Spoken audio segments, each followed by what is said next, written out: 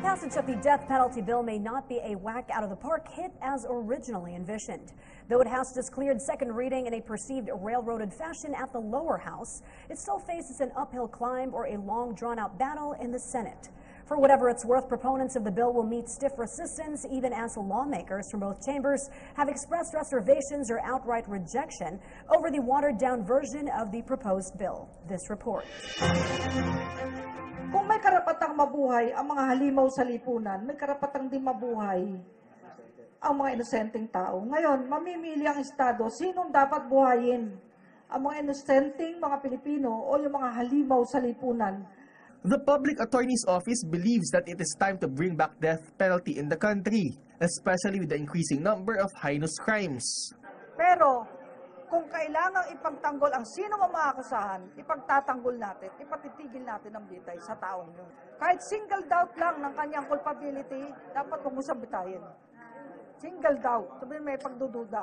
But Tao Chief Presida Acosta acknowledges that the death penalty bill preys on the poor.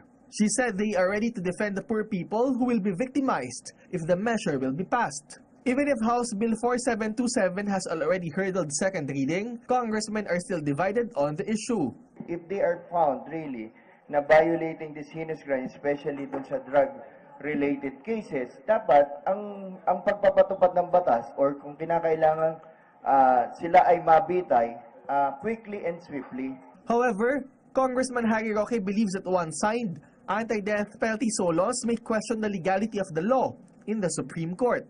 He cited that the Philippines is a signatory to the International Covenant on Civil and Political Rights, or ICCPR, a treaty in the United Nations which took effect in 1976. The treaty does not ban the imposition of death penalty, but it says death penalty can only be used as punishment for the most serious offenses. He also said that the Philippines has already junked capital punishment twice. First with the ratification of the 1987 Constitution, and second when it was lifted in 2006 under the Arroyo administration. Ang data na hawak namin, nung tinanggal po natin ang death penalty, bumaba ang heinous crimes. Ibig sabihin, miski walang deterrent effect dahil wala ng death penalty, dun pa po bumaba ang heinous crimes. Dapat law enforcement, hindi naman kung ano yung parusa. Dito nga sa ating bayan, sa drug cases, 10% lang ang conviction rate. Isa lang sa 10 ang napaparusahan. So paano naman matatakot yung mga drug pushers? Roque said he foresees a lot of absentee or abstaining congressmen once they put the death penalty to vote on third reading. Meanwhile, Bayan Muna Congressman Caloy Zarate said that a lot of things can still happen because death penalty isn't actually a priority of the Senate.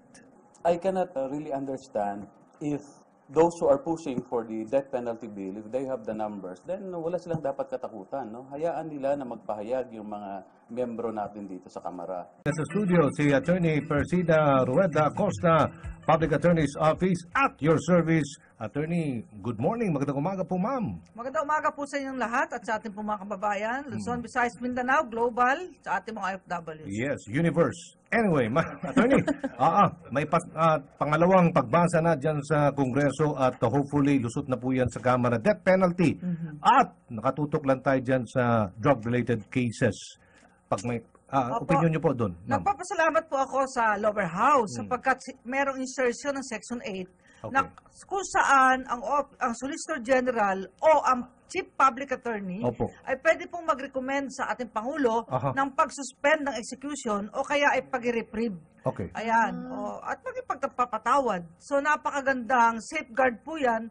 Kung sakali may pagdududa po ang Public Attorney's Office sa culpability ng isang death convicts, pwede pong mapigil ang bitay. So ganda po yan. Ganda tuntua po ako nung makita ko po yung insert nila, nila Kong Pariñas, ni Kong Umali, at nung iba't iba pang mga proponents niyan. Section 8 po yon. Kaya kung matutuloy po ito at talagang aprobahan ng ating Kongreso, ay makakaasa po ang ating mga kababayan kung sino man po ang malalagay sa death row, ay gagawin po namin lahat ng paraan para mapag-aralan ang kanilang kaso. At kung talagang may pagdududa, a single iota of doubt, ay dapat po ay magsulat tayo, susulat tayo sa Pangulo o tatawag para po huwag ituloy ang pagbitay. Ang iniiwasan po dito, yung mabibitay kung sakasakali po, yung mga mahihirap lang po, yung walang pera, yun ang mga argumento ng kumakalaban po dito. Handa po ang Public Attorney's Office ngayon kasi may empowerment po tayo, human resource capability building.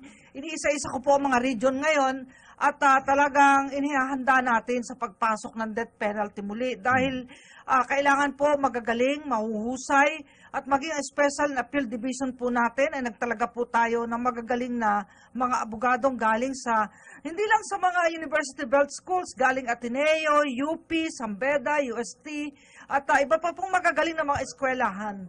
At natutuwa po ako dahil sa Paulo, Republic Act 9406, napalakas po ang sweldo, napataas, na-upgrade. Okay. Dati po ay talagang kung sino lang po yung walang mapasukan, yun ang po pumupunta sa PAO. Ngayon po hindi.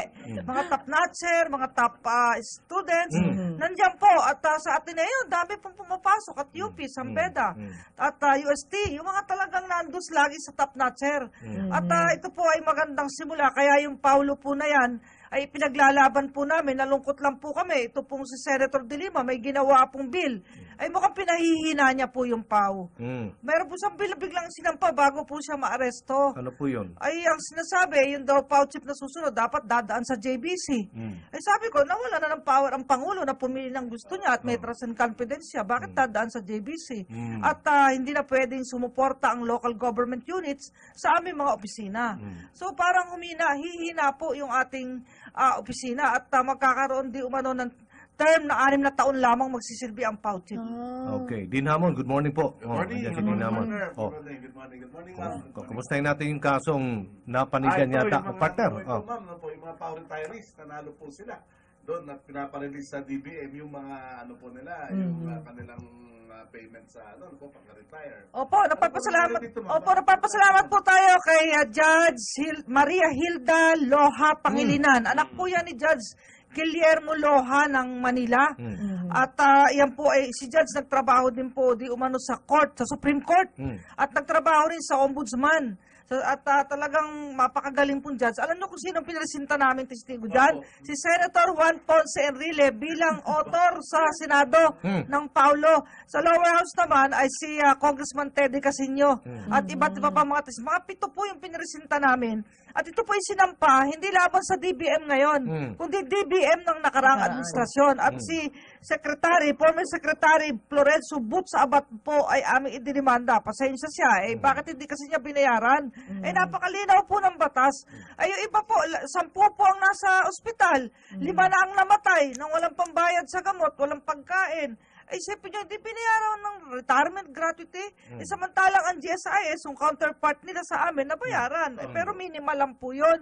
Pero nagmakaawa na po ako sa kanila noon. Talagang tigib ng luha at hinagpis. Kaya po ako ay nung bago po bumaba ang nakaraang administrasyon, ay sabi ko, walang magagawa. Ididimanda natin talaga ang DBM at ang si Secretary Abad. Kala po siguro nila ang mga hukom ay hindi papanig sa tama. Ay papanig po, rule of law po Yung po ang gusto ng ating Pangulo ngayon, rule of law. Proteksyonan ang API, proteksyonan ang sambayanang Pilipino. Sino pa mag-aalaga sa mahihirap kung ang mga lawyers pagtanda walang retirement? Okay, sige. Ibabalik ko daw yung Oplan Tokhang ng PNP, ma'am. Yung paano na po dyan? Ang akin lang pong payo Apo. sa ating mga kapulisan, sundin ang PNP Operations Manual. Ayan, meron po yan. Kung sakaling nalalaban, incapacitate lang. Kasi yung kailangan tamaan sa balikat o kaya sa kamay, sa paa. Yun po yun. At talagang gampanan ang kanilang tungkulin ng maingat para po talagang kung sakaling talagang wala nang magagawa, ay maunawaan ng taong bayan na ay nanlaban. Talagang nanlaban. Pero yan po yung kailangan. Dahil napansin ko, mukhang lumalakas na naman po ang mga zombie ng ating lipunan Kaya tama lang pong ibalik yan ng may pag-iingat ang ating kapulisan. Attorney, yung sa Tanay naman, maraming nakita sa nakarang hearing sa LTFRB na parang hindi pala sa Tanay, sa Subic daw pala nakalagay doon sa papel. And then yung iba daw nagtatago na mula sa best list. Ay naku, kahapon nakita ko po at nakasalamuha ang mga biktima. Ang mga survivors at ang mga namatayan. 15 po sila nasa opisina mahigit. At sa March 8, 9 o'clock may hearing po sa LTFRB. At sa darating na mga araw, meron po kami sineset na mediation. Kasi pag civil aspect, may mediation po talaga yan kahit sa korte. At mga kaasa po ang ating mga kababayan na magkakahustisya po sila at ipaglalaban namin sila. Yan yung may estudyante. Nako, bakit yung bus pala ay bus ng kamatayan yung kanilang sinakyan. So, at ang aking inassign po na panel head ay yung kapatid nung isang namatay sa Florida bus, si Atty. Mariel Baha. Yung kasama ni Tado, yung Tado na artista. Namatay din yun, si Opo, Tato. opo. At siya po ang lead counsel at kasama po niya yung 4 pa natin magagaling sa civil cases.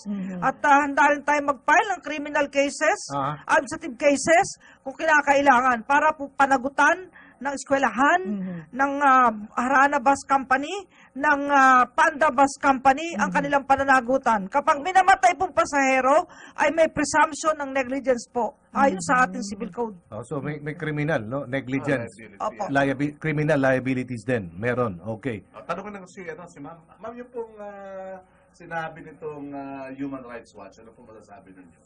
Ay dapat po, sa akin, ako po, isang human rights lawyer po. Opo. Ako po ay sinasabing modesty aside, eksperto sa human rights and legal aid dahil lagi po akong expert ng UN. Sa Vienna, lagi po tayo. Ang masasabi ko po, ang human rights ay hindi para sa mga akusado lang.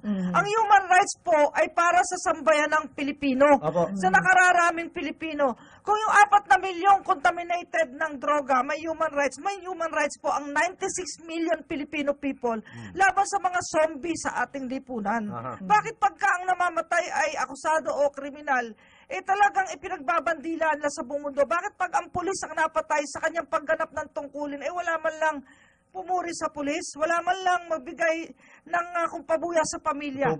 Bakit ganon? Pag ang sundalo ay napapatay sa bakbakan, bakit parang walang kwenta ang sundalong ito?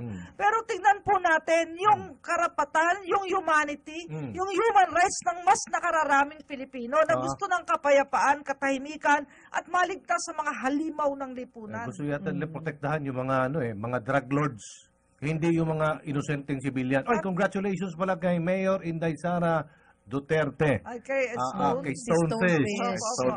Saan yung video natin? Labas nyo. At saka, Attorney, Women's Month ngayon. Okay. Ano po ang mensahe niyo sa ating mga kababaihan? Sa ating mga kababaihan, ang Pilipinas talagang nangunguna sa women's rights. Yes, totoo yan. Talagang ang mga lalaki sa Pilipinas, hindi naman under desire. Pero talagang mga gentleman sila isa sa tayo mga sa bansa, babae.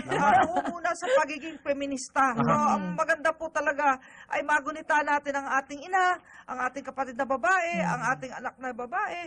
So talaga ang karapatan ng kababaihan ay dapat po isulong ng ating bayan bilang halimbawa sa buong mundo. Okay. Yan. So, mensahe niyo po, sayang lahat tayo oras, Attorney, pero message na po na nais niyo iparating sa ating mga kababayan. Sa ating po mga kababayan, patuloy po tayo makipagkaisa para sa isusulong ng katarungan, kapayapaan at katotohanan sa ating bansa. At ako po'y nananalangin sa gabi-gabi, matuloy na sana ang peace process para wala na pong rebelde, wala na pong Pilipino laban sa Pilipino.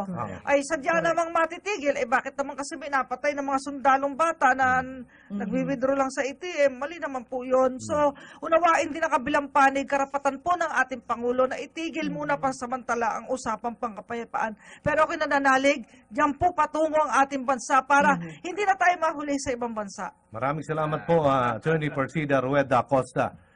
Bumabata ho kayo lagi. Nakikita kita parang patras parang walang hawak na kaso.